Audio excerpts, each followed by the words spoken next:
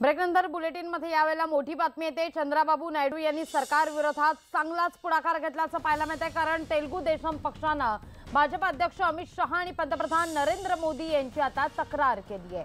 पंतप्रधान नरेंद्र मोदी यांची पत्रकार परिषद आणि मोदींचा केदारनाथ बद्रीनाथ दौरा यावर तक्रार करण्यात आली आहे। तर अमित शहा यांच्या सोमनाथ मंदिराच्या दौऱ्याविरोधात सुद्धा निवडणूक आयोगाकडे तेलुगू देशम पक्षानं तक्रार नोंदवलेली आहे। याच विषयी अधिक माहिती घेऊया आमचे प्रतिनिधी प्रशांत लीला रामदास यांच्याकडून। प्रशांत, काय अधिक माहिती या संदर्भात?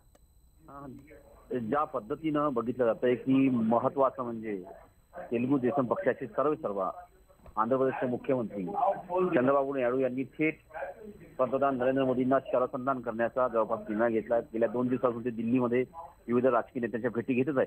पण सोबतच त्यांनी आता केंद्रीय निवडणूक आयोगाकडे तक्रार केली आणि त्यांनी स्पष्ट म्हटलंय की अमित शहांचा सोमनाथचा दौरा असो किंवा मग पंतप्रधान नरेंद्र मोदींचा केदारनाथ आणि बद्रीनाथचा दौरा असो, हे तिन्ही दौरे जे आहे हे 7व्या टप्प्यातील मतदारांना प्रभावित करण्याकरता आयोजित करण्यात आलेले आहे। यासाठी सरकारी पैसा खर्च केला जातोय आणि ज्या माध्यमातून सरकारी पैशाच्या माध्यमातून सर्वसामान्य मतदारांना भुलविण्याचा प्रयत्न कुठेतरी पंतप्रधान नरेंद्र मोदी करत आहे। त्याचमुळे त्यांच्यावरती आदर्श आचारसंहिता भंग केल्याचा गुन्हा दाखल करण्यात यावा आणि त्यांना नोटीस देण्यात यावी अशी ही मागणी त्यांनी केंद्रीय निवडणूक आयोगाला केली आहे। त्यामुळे आता या संदर्भात केंद्रीय निवडणूक आयोग काय भूमिका घेते हे पाहणं महत्त्वाचं ठरणार आहे। निश्चित।